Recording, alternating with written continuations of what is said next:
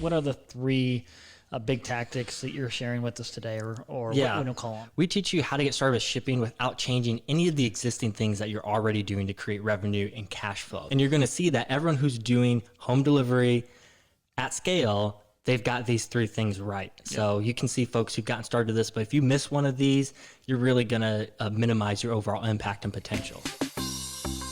You're listening to Gray's Cast, a show that shares the secrets to selling perishable food products online. The show and advice is brought to you by the team at Seven Sons, which is an 8-figure e-commerce business that started completely from scratch. Each episode, we bring you one topic, 3 strategies, and one tangible resource to continue your learning and put you on the fast track in your own e-commerce journey. Let's begin.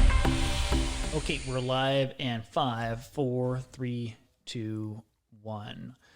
Hey everyone, welcome back to Gray's Cart. Usually it is my host, Brooks, doing the introduction, but Brooks said that I get to do it this time. So it's all on you. I am your co-host, joined by Brooks Hitzfield, who's also COO at Seven Sons Farm. So we are talking today. Am I forgetting anything in this introduction? You're doing great. So nervous. We're talking about starting a shipping program from scratch. Brooks, you actually headed this entire project up at Seven Sons. Was it 3 years ago we started our shipping program? This has got to be 4. Okay, now, time flies. Yep. But you really headed this up, so I kind of wanted to kind of interview you and ask you, Brooks, top 3 tactics, or maybe just the foundational things we need to be thinking about when we're starting a shipping program. I know, Brooks, we're in business for 15 years, selling online, taking orders online. It took us a good 10, 12 years to gain the confidence to start shipping online, because it is intimidating. There are a lot of things you need to think through, but it's very doable. So how's that for an introduction, Brooks? That's very good. And, you know, this topic is fun to talk about because we think this is one of the biggest opportunities for the small farm and food companies to level the playing field with the big guys. You know, that's what's so cool to see about today's world of direct marketing. There's so much infrastructure out there that we can tap into to compete, you know, that wasn't available in the early days. So, you know, think about with, you know, the partnerships with companies like major carriers with UPS and FedEx out there. They have all this infrastructure built to where you can, if you want to, service the entire U.S. without having to buy a single delivery vehicle. So you can deliver to anyone's home in the entire country, and that's the power of relationships. So, so this is an area that we've seen a real kind of ground swelling. This is one of the most common questions that we're getting. A lot of folks see this as a major opportunity, and for good reason as well. I think we've said it before. Shipping is by far the fastest growing sales channel that we're seeing here at Seven Sons. So. And it's just a fact of the matter, the marketplace is becoming more competitive. So your farm, you're going to have to adapt in order to continue to compete. You know, when we got into selling grass-fed beef in the early days, you know, customers and consumers were willing to go to a little bit of inconvenient work to get access to the products we had to offer because that was the only solution, right? Yeah. That's not the case anymore. You know, grass-fed beef is carried in almost every major grocery store around the country. So we've got to do things different in order to continue to compete. And a little disclaimer here, if you run a freezer beef business, if you happen to be a farm who's listening to us that has a freezer beef selling whole halves and quarters, don't just if you hear us talk about the value of shipping, how that needs to be on your radar, you need to switch to that. Don't stop what you're doing for those freezer beef customers, but just add shipping on to what you're doing. If you built a pretty good following. And that's the cool thing about what we're going to share with you is that, and some of the stuff that we teach, because we have in-depth courses on this, is that we teach you how to get started with shipping without changing any of the existing things that you're already doing to create revenue and cash flow. This should be an and thing. And it's an and thing that I think everyone should be doing, because if you know what you're doing, it's actually very easy to get started with shipping with low overheads, low investments to get started compared to a lot of other sales channels. You think about even, you know, it's very common for folks to get started with doing metropolitan buying clubs and pickup locations. Well, there's a lot more overhead you're going to need involved with that, talking about buying a delivery vehicle and things like this. But now with shipping, you can rely on carriers, local couriers, or UPS and FedEx to handle the whole logistics component, and you do what you do best with minimal investments. Cool. All right, Brooks. So what are the 3 big tactics that you're sharing with us today, or Yeah. what we don't call them? So the golden rule, so these really just the top 3 tips to rock perishable shipping or home delivery. These kind of really apply to anyone who's just trying to get product delivered to your Yeah, customer's so get door. these 3 things right. Yes. And you're going to see that everyone who's doing home delivery at scale, they've got these 3 things right. So you can see folks who've gotten started this, but if you miss one of these, you're really going to minimize your overall impact and potential. Especially long term. So the first one is really the golden rule, and I think this is the most important one, but is to start small.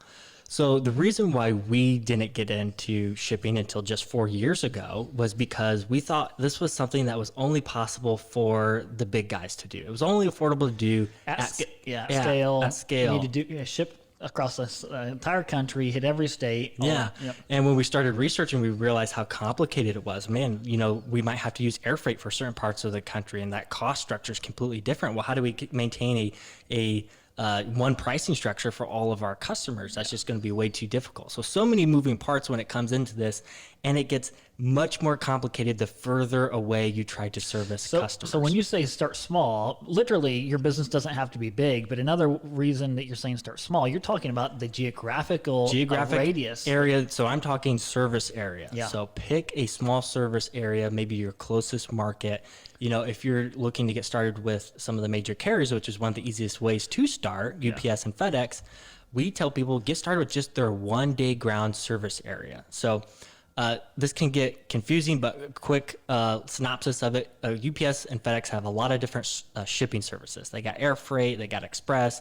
Ground is going to be the lowest cost service. It's their standard service. If you drop off a package at UPS, they're going to charge you the ground rate. Most people think you have to ship overnight in order for the product to get there frozen. We hear that all the time. That's going to cost you an arm and a leg, but you can actually ship through UPS and FedEx and just service anywhere they can get to in 1-day turnaround with their ground service area. For 1-day ground for Seven Sons, that allows us to get almost a 250-mile radius around our farm. It's going to be different for you, a 250-mile radius around our farm, and that's about the equivalent of 45 million people who live in that radius for us, which is plenty. And that's the majority, even though we now ship nationwide because we now have the complexity, we understand it, but right now, still, Brooks, that 1-day shipping zone accounts for the large majority of our business. Yeah, I think it's close to 80 to 90% of our revenue comes within that 1-day ground, just a 250-mile radius from our farm. A lot of people, when they hear that, because they know we should service customers all across the country, are surprised to figure out that a lot of that is still coming from that regional area around our farm. And it makes sense because this is where you're going to have the most opportunity when starting out as well, because there's a regional business, you're going to have the most awareness built regionally already. So this is the lowest hanging fruit for you. It's where you're going to get your most impact, and it's significantly easier to get started. Okay. With 1-day ground shipping, or even if you're, using a local carrier and you're just servicing maybe your largest regional city, that's another easy way to get started. But when you do that, you can get started with just one single type of box template. Okay. Yeah. So you pack all of your products in a similar way. You use a similar amount of gel packs or dry ice, and it makes things a lot more streamlined. But that's the other thing, Brooks. If you're only doing 1-day ground, you can get by without using dry ice, because dry ice can be a big barrier. You have to buy it at scale to get the prices that make sense. And so it's a lot easier to bulk up on gel packs at a better price than it ever will be dry ice, because dry ice supplements. You can't hold it for very long. For most carriers, their pricing structure, the way they're going to charge you for deliveries, gets really, really complicated. UPS and FedEx, they have base surcharges, they have fuel surcharge, all sorts of different charges. Residential surcharge, blah, blah. Yep. But it becomes a lot more consistent when you just service a 1-day ground service area. Now, if you're trying to service the whole country, the cost to ship to one zip code versus another is just going to be astronomically different. So your cost stays much more consistent as well, which makes it a lot easier for you to make sure that you're covering all of your costs that you need to make sure that shipping or home delivery is going to be profitable for you. Then again, once you get the experience, you start out with that, you're going to learn a lot, and then you can expand from there if you even need to. But a lot of folks can just focus on that 1-day ground, maybe 2-day ground service area, and that's enough. Okay, cool, Brooks. So tip number 1 is start small with the geographical radius. It's within a 1-day zone. So what else? What other big tips we need to get right? So second thing is all about price positioning.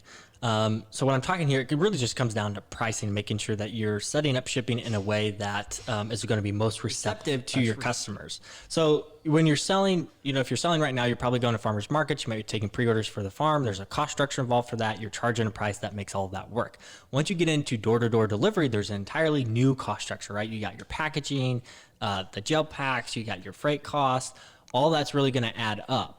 Okay, so what we see a lot of people do is they need to figure out a way to cover this. And the easiest way to do that is to simply just forward all of that cost onto your customer as a delivery fee. So that way you can keep the same consistent price structure across the board. People who do shipping or home delivery, they just got to pay that delivery fee. The big problem is that even if you're just doing 1 day ground shipping, we've seen a lot of our students who've taken our advanced course on this get their cost down, even when they're starting from scratch, to $1.25 a pound to $1.50 a pound, which is very good, considering people who are trying to ship across the country are having to put several dollars a pound into this to cover air freight and things like that. So that's actually very good, but it still adds up when you're talking a 30-pound, order or a 20-pound order. That's going to add up to, $25, $40 sometimes in delivery fees. And the problem is that online, the consumer is not used to having to pay more than hardly $10 to have something delivered to their home. It's just the way it is. I mean, and Amazon has instilled this in every online consumer. And, Amazon has trained the world to buy online, which is a good thing. But they've also trained them that a delivery is either free or very low cost. So, and we all know it. We're all the same way. We all try to avoid a delivery if we can. Yeah. If I'm looking at 2 vendors online, one of them charges for delivery, the other one doesn't, you're going to try to go that route. And it is a psychological thing because so what we recommend people to do is to build in that cost, the majority of it, into a new pricing tier. So charge a separate price for your shipping service and allow your customers to be able to get either a discounted delivery or free delivery. So again, consumers are not used to having to pay more than $9. So how do you do that if you're taking orders maybe online for pickup at a buying club or a farmer's market, but you also want to take orders for online shipping as well? So how do you incorporate the price built into the people that are getting a home delivery? Yeah, and this is where things get complicated for a lot of people. And when we started to do this, we knew it was a challenge. We knew this was the best way to set it up. Yeah. Because we started out by charging for delivery, and we just, this common question. In fact, it was frustrating our customers. Yeah. We had people who were questioning our transparency. Yeah.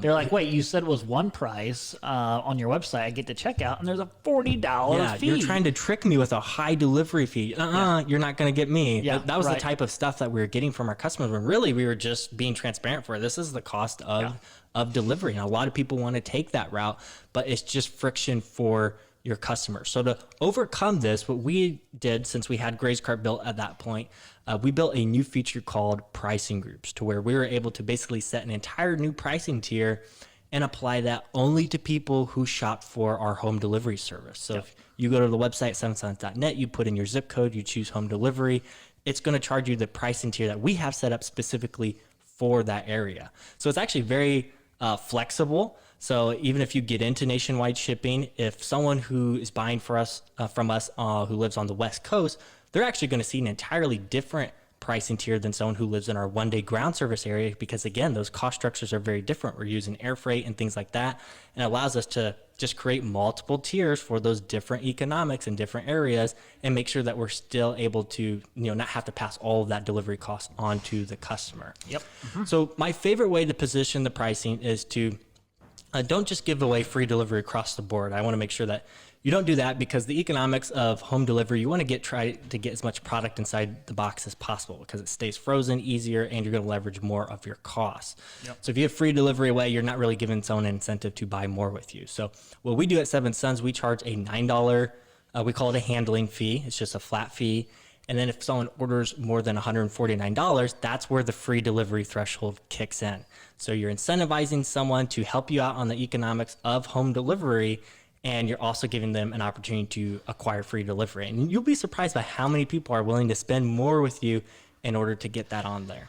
And of course, Gracecart makes all of this. And if you already are a Gracecart client and you're shipping with us, you know how to use these tools. But Gracecart makes this so easy, from defining what your even what your delivery zone is. Yep. You know, Gracecart makes that easy, so you're not getting an order from somebody you can't ship to yet if you're starting small, like we recommended. Yep. Building those pricing tiers, and also we have the free delivery calculator. So if you do offer free home delivery at a certain price threshold, Gracecart will show your customers as they're shopping, hey, you have, add another $20 and you'll get free shipping. Yeah, basically it's always there on the website, so it's very visible and it's almost like a carrot that you're putting out there to get folks to spend more with you, and that's going to increase that overall basket size. And that's what shipping is about, is getting the basket size up. I always tell people, if you're doing any kind of a buying club or a business, you're trying to fill the truck, right? You're taking the truck out on a route, you want to fill your truck.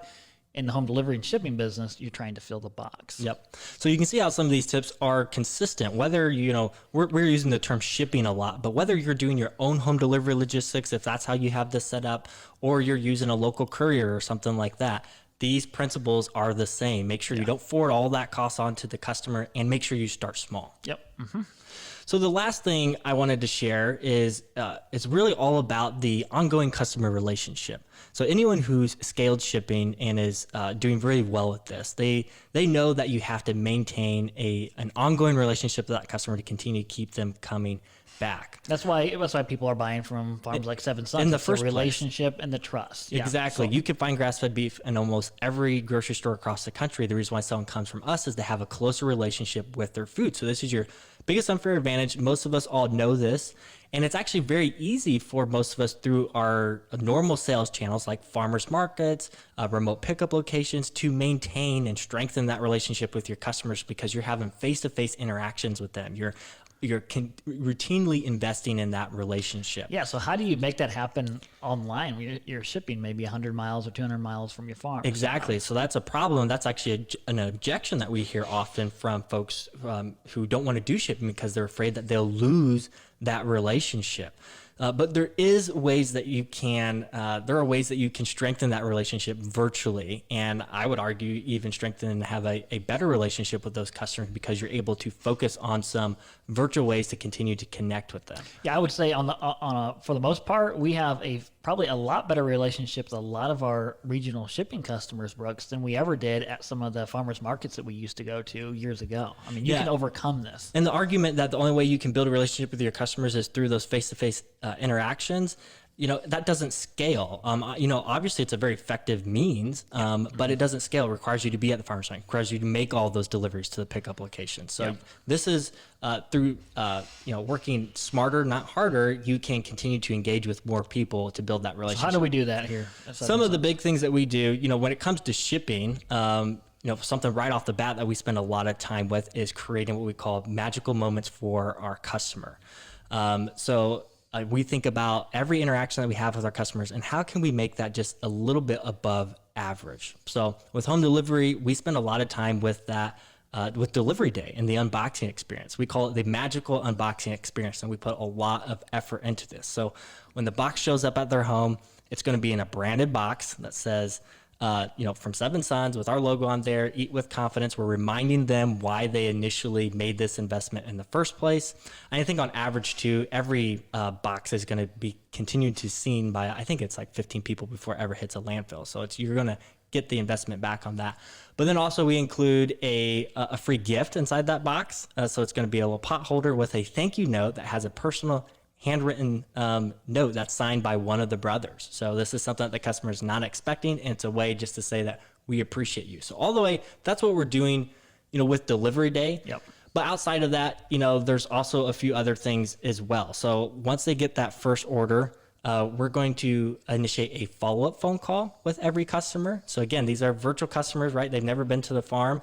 So after they receive that first delivery, we actually have someone in the office who reaches out to them to see how was that experience, to ensure that it was a positive one. And it's not a long-winded survey Nope. phone call. It's literally just checking in, making sure everything arrived okay, and if you had any questions. Yeah, it's super short. And again, if that sounds like something that's not scalable, it's more scalable than those ongoing conversations and you having to be at the farmer's market. And we actually utilize a tool called Phone Burner, which is almost like a telemarketing app, but it actually really streamlines the process of calling multiple people all at once. That's really helped. We'll probably leave a link to that, but that really helped that process for us. But even on top of that, something else that we're doing with every new customer who buys from Seven Sons is we're highly leveraging email automation. So when someone places that first order, we're actually going to put them in a on-ramping email series where they're going to get routine content from us that strengthens that relationships, tells more about what we do behind the scenes on the farm, really just taking our best content and make sure that we deliver to them over time. And a key, Brooks, is how you write that email content. Are you being personable? Are you thinking about, when you're writing that content that's going to be in those evergreen email campaigns, are you thinking about, sitting across from your ideal customer and literally having a conversation? So make it personable, be vulnerable in the emails, and it will come across so much better. Yeah, we had an episode I think we filmed with Chad Grau. I'm not sure if it's been released yet by the time this episode comes out, but it's all about tips for writing better email copy and how to really connect more with your customers through email. So we don't send any corporate branded emails. They always come from an individual person who wrote them. Our Sunday newsletter, Blaine, comes from you. And that's written, like you said, to almost like as if you're writing an email to a customer on the other end, even though it's going out to the entire customer base.